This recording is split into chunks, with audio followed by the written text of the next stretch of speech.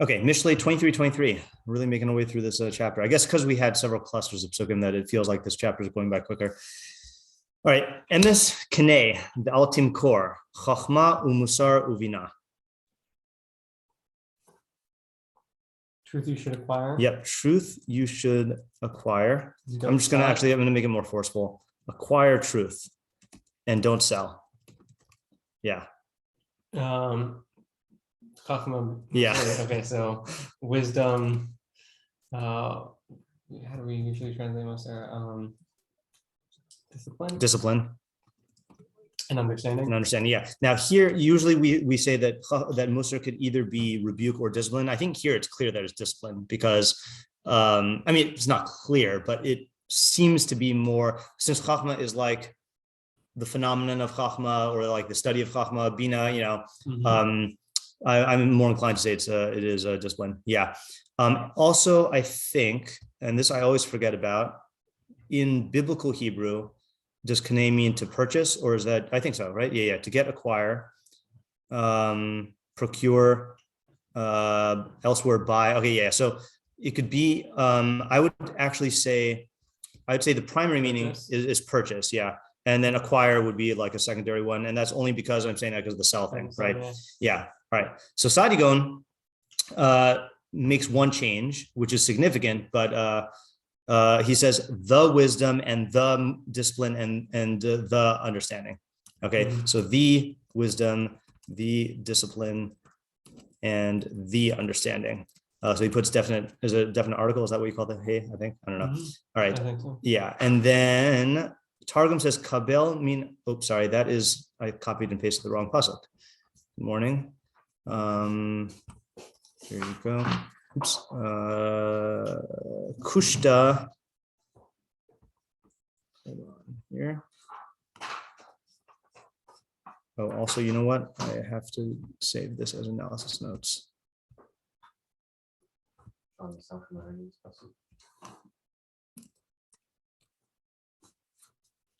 You did this last year? Randomly or no, because we were doing very Talmud Torah. Interesting. Okay. I never found one yesterday. Yeah. Oh, I should ask. That reminds me to ask Isaac. Does this pasuk sound familiar to you? I don't know if Isaac can talk because he's going to the city, so we'll see if he responds later on. Okay. Kushta. I didn't hear what you just said. So you said you did not hear anything I just said? Okay. Well, this is not going to work communication wise. Yeah. Kushta Kanev. Well, so all right, I'll reveal this now. So this, I asked Isaac if this sounds familiar to him, and the reason why it would sound familiar to him is because I believe this is the crowning pasuk of Sefer Kinyan in the Mishnah Torah. No, it's a different one in Mishlei. Never mind. All right, so that's similar. All right, so you got out easy that one. All right, kushta kaneh v'lo tezabein chachmasa umardusa ubiunta. Or biuna. That's just a straight translation. Okay, then we have art scroll. Purchase truth, do not sell it. Wisdom, discipline, and understanding. Okay, living nach, purchase truth and never sell it. By the way, even though it doesn't say it, I think it's implied that it's it. Purchase truth and never sell it. Likewise, so that's interesting. Likewise, wisdom, moral instruction, and understanding. Okay, this is going to be, I think, a question about how we even read the pasuk. Alter says, get truth and do not sell it. So he doesn't like the purchase thing. Wisdom, reproof, and discernment. So he does go with reproof, right? Rebuke and discernment. Okay, so I'm just going to convert that observation to a question here, which is, in terms of syntax, I guess, how do you read the second half with the first half? Okay, in other words, are these three more items that you should purchase and not sell? Or is the relationship between these three and truth somehow different, right? Like, in other words, let's say he wanted to say, buy and don't sell 4 things. So he's going to have to split them up into 2 categories just because there's going to be a snachta somewhere in the pasuk, So like, it could just be for purely poetic reasons that he's saying truth and then chachma, musar, and bina, but really they're all on the same level, or truth could somehow have like some primacy and then these somehow like follow after that in some way. Could you also say that these are types of truth? Okay, that's another possibility, right? Okay, hold on just 1 second here. Okay, you know what? Let's just make a list here. Okay, do we read all 4 items as being on the same level? Okay, or is truth one category and the other 3 another category? Or are these 3 somehow an expansion or division of truth? Could it also be all 3 are their own subcategory? Oh, meaning, are you saying truth is one thing and then wisdom, discipline, rebuke is another thing? Right. Yeah, that's what I mean by the second possibility here. I'm gonna just do as A being all on the same level, or B is truth and counting, or C. Yeah, there might be more. Okay. Yeah. All right. I can't tell if Isaac is trying to ask a question or. Yeah. Yeah. Yeah. What does it mean to sell truth? Okay. Well, I would first say, what does it mean to buy truth? Okay. Yeah. What does it mean to buy or buy and sell truth? Let's just say that. Yeah. I feel like one. I asked it. Yeah. I asked it like I did because acquiring truth, even though this is a more monetary term, I think it's more understandable than selling it. Yeah, acquire is, but not buying it. And I think that I am convinced, despite what Alter says, that you really should default to translating this as purchase. Yeah, I think that makes sense. It's the term used for buying something. Yeah, right. Okay, Ariel, I think, had a question first. Yeah. I don't know if you asked this already, but like the first half of the pasuk where it says you buy truth and don't sell it. Now the second half of the pasuk, are you able to sell them, or it's kind of like in the first half of the pasuk where you just purchase them? Okay, right. So I think that is a good question, and that's going to be dependent on how we answer question number 1. Which is, keep that down, which is, and if the other 3 items are part of this, like, are I guess are on par with truth, then this question applies to them also. Applies. Yeah, well, yeah. Also, yeah. Sorry. Yeah. Yeah, No. I was gonna say that depending on how you learn the pasuk, if you learn it where it is like like if you don't learn it's like the first half where you also don't sell it. Yeah. So then, like, what's the difference between them? Like, why wouldn't you sell it? I mean, why would you sell it? I'm sorry, why would you sell it? I think that I feel like that's a separate question, which is what is the Hava Amina? Okay. And are there 2 Hava Aminas, right? Are there 2 Hava, or like I can see several Havas. I'm not going to say are there 2, right? Like, is it that you should not buy these things? Is it that you should buy and what? Sorry. Telling you purchase these things. Right. So why would it be that you? Oh, you're saying like there's the guy who needs to be told to purchase this is a guy who would be inclined to not purchase it. Okay. Yeah. Or is it they should buy and sell, right? And how does this relate to the other items? Yeah. Okay, David, and then Chaim. Okay. Yeah. I have a few questions. One, just definition questions for all these different things. Okay, yeah, that's okay. Let's just start off with that, right? What are the definitions of these 4 terms? Yeah. And then, okay, another question within what you have now is question 3. What does it mean to buy and sell truth? Yeah. Particularly, I take I take it that non-tangible things can really be sold. Like I've definitely heard the idea that ideas are amazing in that you can have them and you could share them with other people and there's no lack to you. You Mhm. can share it versus say physical objects. If I were to give it to someone else, it's not with me anymore. Mhm. So what does it mean that you're within that? Then how could you buy and sell something that's not tangible? Okay, so let's say, what does it mean to buy and sell truth? How can non-physical commodities be bought and Well, isn't that already sold? non-physical commodities? Isn't that Interesting. already from the question? It's not going to Especially be a since- commodity.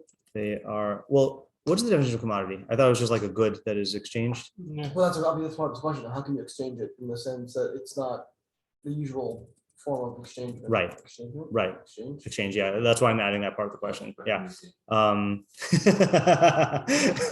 Yeah. I feel like I've heard you say that before. I know. Oh, yeah, okay. Yeah. If you haven't said it, it's only a matter of time. Yeah. What were you gonna say though? Or ask? Yeah. Question. Okay. So I think a couple, like, it builds off a couple of questions, Yeah. but I think they were just asked by a couple of people. So the definitions one is big, and then also the buying and selling. But then, so so the question also builds off of who's the audience of the pasuk. Yeah. And You I'm want asking to? that, I'm gonna put these here. Yeah. and I'm asking that because, based on that answer, if I'm supposed to acquire it but not sell it, then, or purchase it and not Yeah. sell it, then how do I ever purchase it, assuming that the other person's not supposed to sell it also? Assuming he's talking to Sucker. assuming he's talking to like a wide Yeah. audience, or even the same audience. Well, like the first guy who gets it, Yeah. he purchased it, he can't sell it anymore. So how is the second guy supposed to get it? Okay. All right. How can we ask this question? I guess the question would be. If I'm not supposed to sell it, Who's you obtaining it from? Yeah. Okay. Yeah. That's- Yeah. Who's the merchant, right? That you're and how getting is from. he supposed? And how is he allowed to sell it? Yeah. Now there is another option, by the way, That is just kind of out there. that it's either out there or that it's given for free, right? Because he's saying don't sell it, but he doesn't say anything about giving it. And in fact, that's again, I'm kind of influenced by the whole Talmud Torah that like God gave the Torah for Right. taught the Torah for free. So Right, but who- that kind of lends itself towards Alter's translation, then, right? Acquire over purchase. no, because it could still be telling you to purchase it. Oh yeah, I mean because you're saying because it's for free. Yeah, Yeah. correct. Right. Yeah. Yeah, right. Yeah. In this of these goods. Like make yourself a rob kind of thing. So the way Yeah. You're looking at it. Right. Right. The other option though also, hold on. No, never mind. Yeah.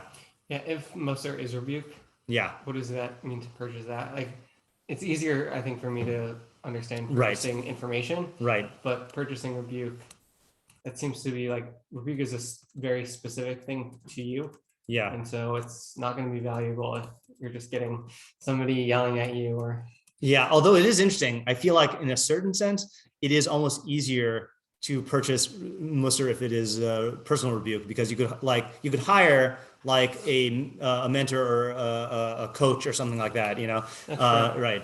And just to tack onto that question, then Bina seems to be even more difficult then, in that sense. Like how do you understanding is like a state, Right. Of like you interacting with knowledge in a sense. Okay, right. Because just going with our, not to fully like try to answer all these four things now, just to review our basic definition of the distinction between Chachma and Bina. Chachma is what you receive from someone else. Bina is what you derive on your own. So that would seem to be difficult. You could purchase Chachma, right? You could buy a book, but buying Bina, that seems like you have to generate the Bina. Right. Yeah. It seems like that's like Yeah. an internal, like a completely internal thing.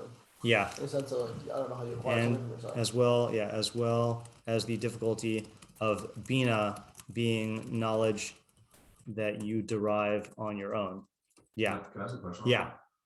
So let's say that you just acquired a platform right now or something, and then you give a shiur on it, and that shiur is containing your Bina and some original thing. Yeah. Does that mean that now what I'm hearing is no longer, am I acquiring now new Chachma, or is it Bina that I'm? Yeah. So my understanding of it is that the terms are relative. So if I have Chachma and then I derive Bina from it, and then I give over the Bina to you, Right. to you it's Chachma.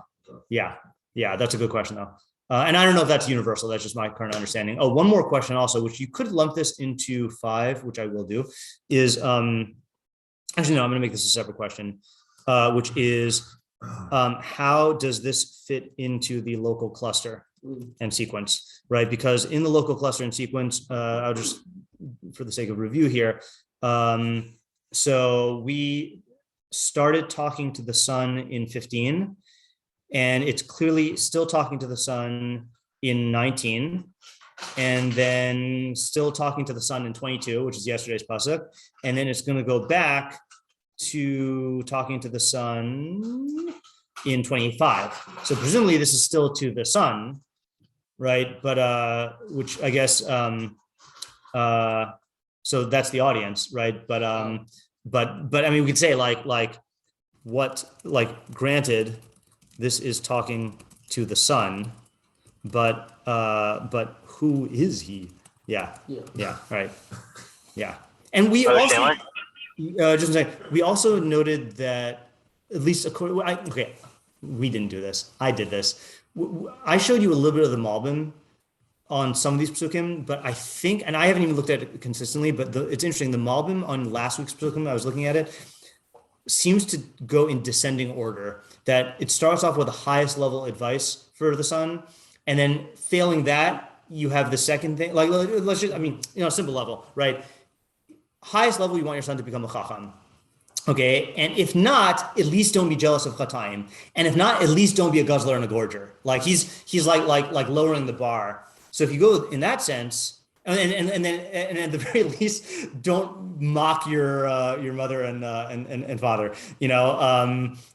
But then now this doesn't really fit in so clearly. Like this would seem to be like I don't know, somewhere up there. So I not that we have to learn them all, but I just wanted to bring that to your attention. Yeah, Ariel. According to that. Oh, yeah. Sorry, I think we're asking first. Yeah, Ariel. Yeah, I think.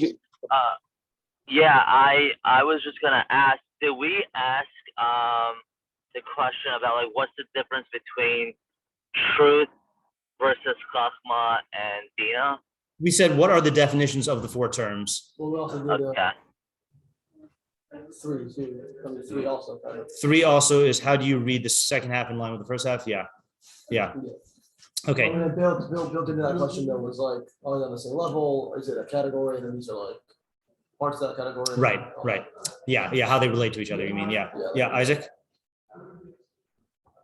Yeah. So I was just saying, according to that explanation, it could be that if he was going the more particular, now he's going back to like what the ideal is. Like I think that's a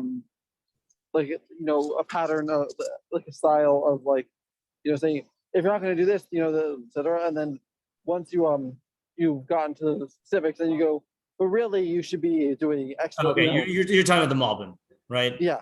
Okay. Yes. Yeah. Right. Okay. And you're not asking a question; you're giving an answer. Yeah. Okay. Fine. All right. I just wanted to make sure I'm hearing you correctly. Yeah, Chizkiah. This is sort of a half question. Yeah. In the relationship question of the 4 things, does the order matter? The fact. Oh, that's a good question. No, that's a good question. Yeah, I am gonna tack it on to here though. Also, does the order matter? I think that is part of that question, both in terms of the order of the 4, or if you say truth has primacy, it is the order of the 3 matter. And I think there is a good argument that the order does matter in the sense that bina comes after chachma, then musar is like sandwiched in there. Right. Now that's a good sandwich. Chachma, 1 slice of chachma, 1 slice of bina, and a nice like a slab of musar in the middle. Right. Yeah. Yeah. I mean, I'll take that. Yeah. An Emma sandwich. That's what the yeah. Oh, you just played a card. What? You just played a card, I think. My card? Yeah. I guess so. Yeah, I don't actually think that. I was actually trying to come up with the title for the shiur. So I don't know if that's gonna be a good title yet, Tommy. I think it's just implicit, but just to say it explicitly. Yeah. What's the harm in selling it? Okay, yeah, that's a great question. So actually, I'm gonna put that before the Havamina question. What is the harm in selling it? Yeah, Yeshua. Yeah, I can't see if it's on the questions, but should you not purchase or acquire wisdom, discipline, or but only truth? Okay, yeah. If So it is separate. the way that is in the questions is how we read the second half in line with the first half. So either it's saying acquire emes, chachma, musar, and bina. That's one reading. Second reading is acquire emes and also acquire chachma, musar, and bina, and there are two categories. The other one is acquire emes, and somehow like that means or translates into or chachma, musar, and bina, or that's how you do it. Okay. Yeah. Okay. All right. I think that's that covers it, right? Yeah. You have an approach? Okay, hold on just 1 second. I think I had one more. Oh, this I'm not gonna call this methodology point, but for those who are trying to brush up on their linguistic skills, okay. I don't know if they did this and slipped this in like without my notice, but I have noticed lately Al HaTorah does make the kamats bigger when you pronounce it like chokhmah. So it's slightly bigger, but it's very hard to see, so like you should just be aware of that when you're reading it. Yeah. There's a sweeper question of who is the audience. Oh, sorry, not who's the audience. Let's try to. Yeah, right. Because this seems like it's telling me an interesting idea, but. Right. So I'm going to actually put that into here. What does this mean practically? Right. How does one do this? You have a question or an idea? Oh, sorry, no, I forgot to lower my hand. Oh, okay, fine. Ariel, you have a question or idea? I don't know if he's idea. Sorry. Okay, so we're gonna actually I'm gonna go with Ariel because he's driving and I worry about his safety. yeah, Ariel, go ahead. Okay.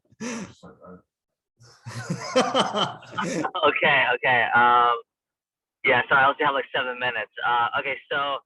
Okay. I want to kind of, say that like you are able to sell the second half of the pasuk, like chachma, bina, and musar. Okay. Because the way I'm defining,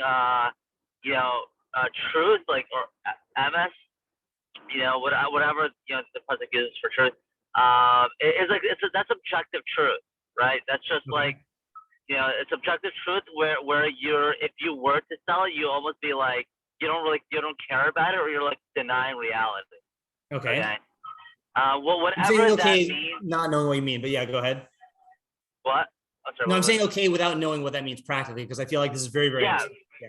Yeah, practically, I don't know yet, but I just that first part is an approach. However, I am comfortable with saying that chachma, bina, and rebuke, not all chachma and not all bina is, either applies to you or is smart in a very specific situation, for you. Right. So, like, if someone's giving a rebuke that doesn't apply to you, then, like, he's just talking nonsense within your reality. So you don't necessarily need that. Like the midah of accepting it. The midah of rebuke is a great midah, but the application of it is, may not necessarily apply to you in that specific situation. And that's with chachma and bina as well.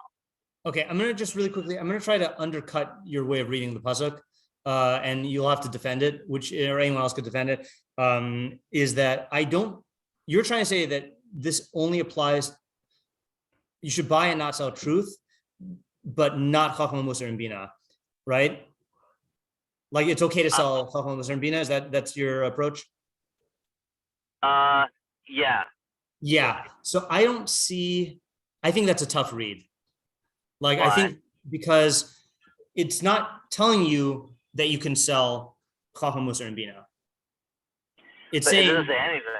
I know that's the problem. So in a vacuum, in absence of saying anything there, I think you have to include it in the in the predicate of the first half. You have basic subject, structure of a sentence is subject, predicate, right? Like the chair is red, right? So or like make a sandwich. So if I say make a sandwich and coleslaw and hot dogs and beans, right? So then that last fragment is not a sentence on its own, so you have to rely on the first half. So I think it's very difficult to say that it's telling you should sell.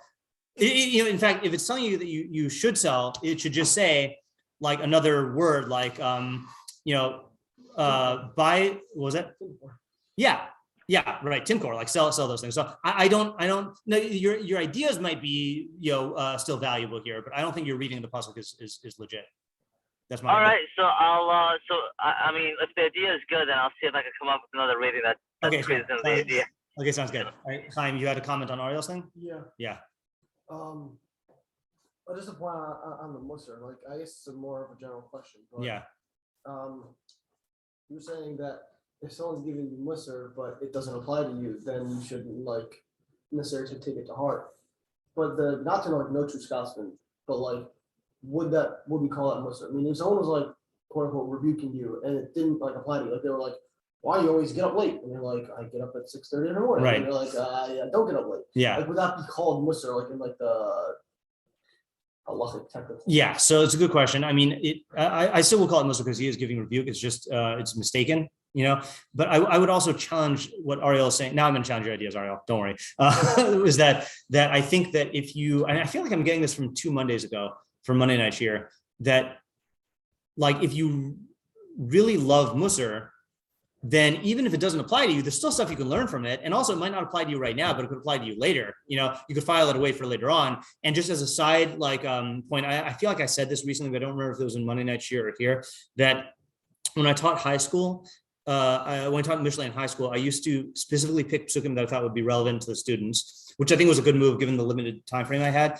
But then once I started teaching Mishlei in yeshiva, or when I was learning Mishlei on my own, then there is something that is beneficial about going through every single pasuk in order, and even the ones that seemingly don't apply to you, because then what happens is you encounter an idea, you develop it fully outside of the realm of like your personal biases and like the way you feel about it, and later on you're in a situation and you're like, whoa, that was the idea that like I would have dismissed as not applying to me, but like it's happening right now. So from a methodological standpoint, there could be an advantage to thinking about Musar that is even off the mark. In the same way as like, for example, like you could say, I'm never going to be a ben Sora or Mora as outlined by the Torah. So why should I think about these ideas? Or I'm never going to violate like this Isser in the Torah. So why should I ever like think about it? Because there's ideas you can gain from it that you could still apply to yourself in other ways or other situations. I think. I forgot about that Monday night Mishlei Shiur, so I abandoned my idea. Okay, all right, fair enough. Okay, so I think so. If you want to comment on this, then you're next. But if Sean had an idea that he was waiting for first, so on like Ariel's idea. In the question of the reading of it. Okay, sure, yeah. Is your response to him that really Tim Core is also saying don't sell Hoffman and Musar? Correct. Yeah. And I think you have to read it that way, right, even though we have 3 ways of like relating MS to those 3. Well, I was going to you how to read it. Yeah, me too. Yeah. I think that's the other question with that then is it saying don't sell all of them, or just saying buy MS and then don't sell those other 3? So I think you right read now it. We have it as don't sell MS. The translation we have is don't sell it for MS.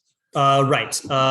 And don't, yeah, you're right. Maybe that's why it is better to keep out. Yeah, I think it's saying don't sell all of them. Yeah. Yeah, I think so.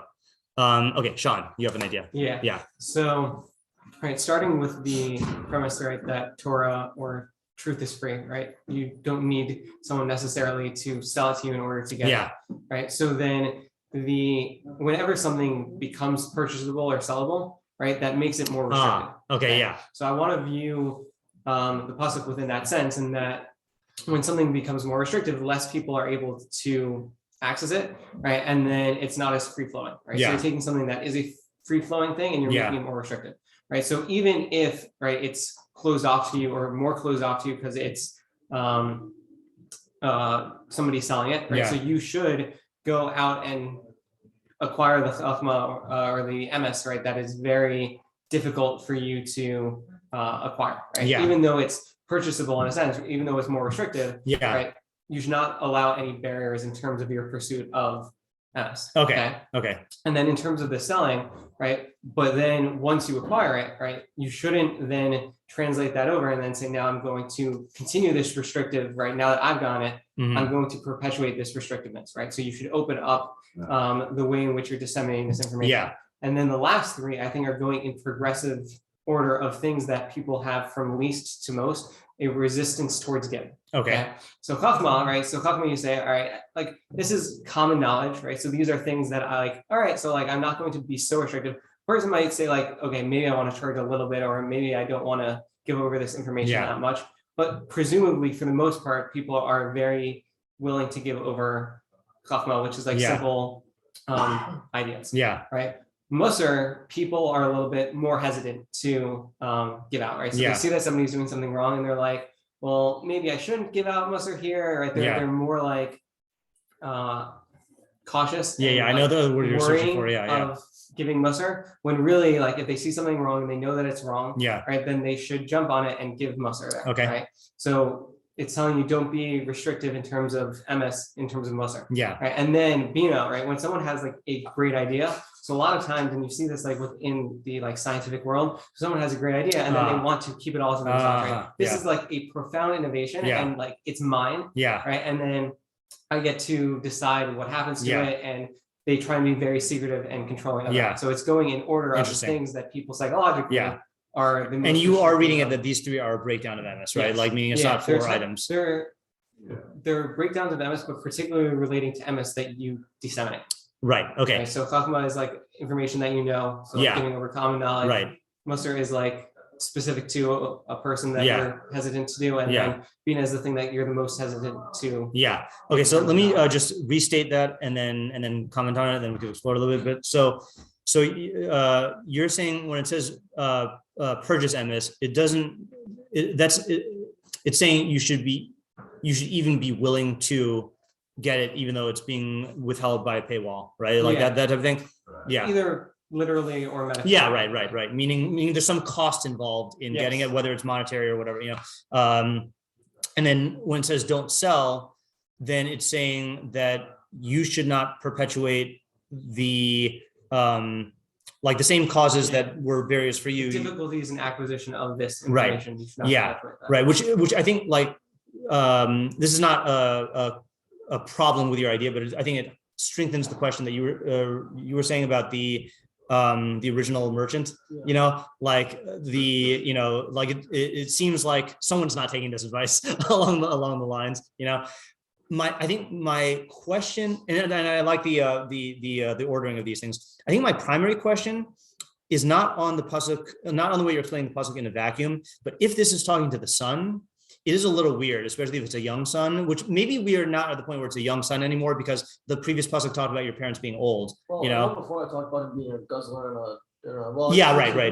right. So early on, definitely was a young son, but maybe now this is like for more mature, older kids. And I would say adult children. Also, right, tying it into the previous pasuk. Yeah. Right. So we, I think within my approach, right. So there's a resistance, or not within my approach, within one of the approaches, there's a resistance to accepting and listening to information from your parents because you have these relationships with them. Yeah. So now that you've passed that barrier, you've worked on yourself, and you've struggled to get that information, recognize that the struggle towards information should not be something that you perpetuate. Okay, right. That's okay. I like the idea. I definitely like the idea.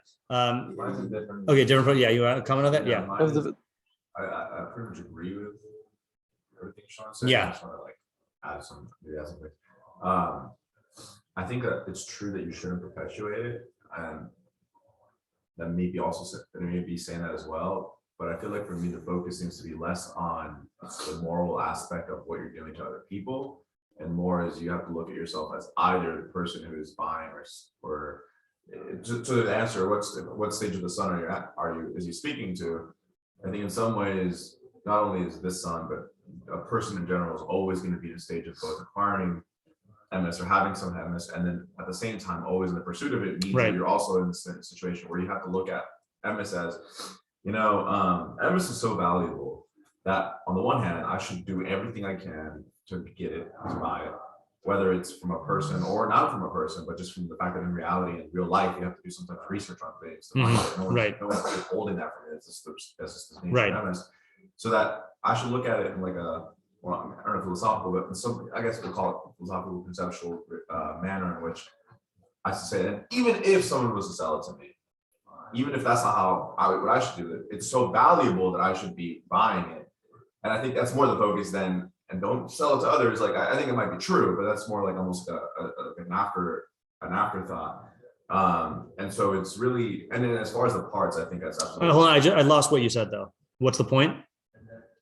That it's bringing a emphasis on the fact of what MS should be to you, and that when you're looking at it from the perspective of getting it, then the manner in which you're related to it is get it at all costs. Right. When you're looking at it in terms of its parts, of Chachma Bina, it's just parts, and saying don't sell it. It's just saying, and these things in which now that you have them, because now that you have these things that you can categorize, see them as things that are showing you that even if you didn't have these things, and you did have to you did have to acquire them, and that you should do that even if it's telling you otherwise don't sell it. Even if you're looking at it as these are things that shouldn't be sold to me. And so it's true, like, true, therefore I shouldn't be selling them to other people. But it's just like that, but that's like, I guess, like it's just a consequence of the fact that it's there to teach you like how you should relate to MS. Okay, so the thing I'm struggling with here is what is it? You're not disagreeing with Sean. Are you adding a point to Sean's thing, or are you just restating your own words? Well, I'm not getting. I'm trying to emphasize that it's more. I think it's more of an emphasis on how to acquire MS and how to look at acquiring MS and what you have to do in order to do it. Right. So Sean was saying that you should view MS in a way where it's valuable, even to the point where I should expend, resources on it. Right. So are you saying something different than that? I'm just trying to get what it sounds like you're saying a lot, but I'm not getting a point, a new point. And I want to make sure I don't miss the new point. Yeah. Why don't you think about it, and then we'll just go to Isaac. Yeah, Isaac, you had a comment? Yeah, I have a different idea. Okay, so I think I'm gonna go to Isaac first because Okay, yeah. So what I'm thinking that selling is like you giving up the MS in exchange for something. Okay, that's good. Yeah, and what I think that would mean is, you're like, you could have there's lots of situations where your mind tells you something, but you could see, but you see oh, but if I just do this, this thing that goes against what my mind is telling me, I'll get some profit. And it's like, there's no, price that's worth selling what your mind tells you. Right. If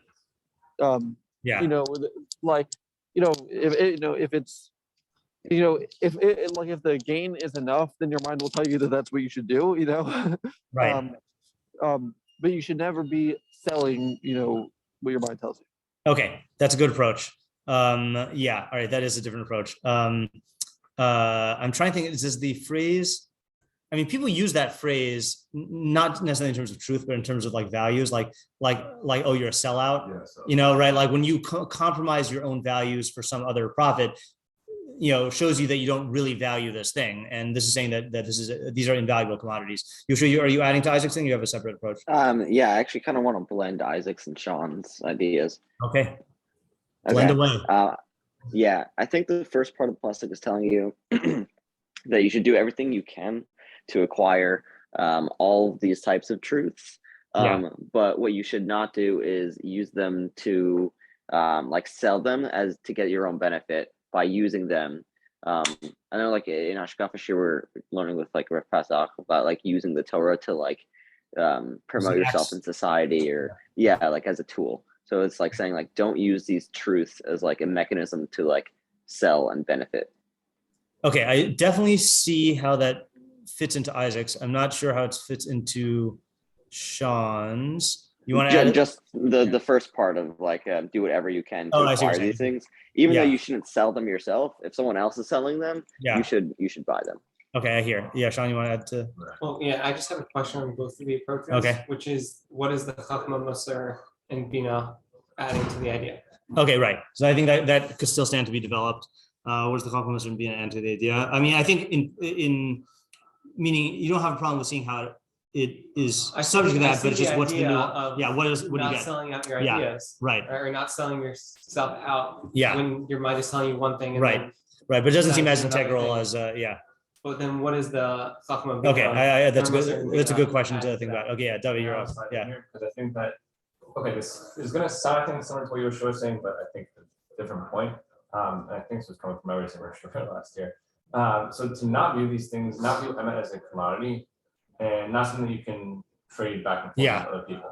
And I think within that, the idea there is that will, even if you do have emet, if you're relating to it as a commodity, that will internally stain and mess up the way that you see these things. And say like Chachma, Musar, Bina, all these different things.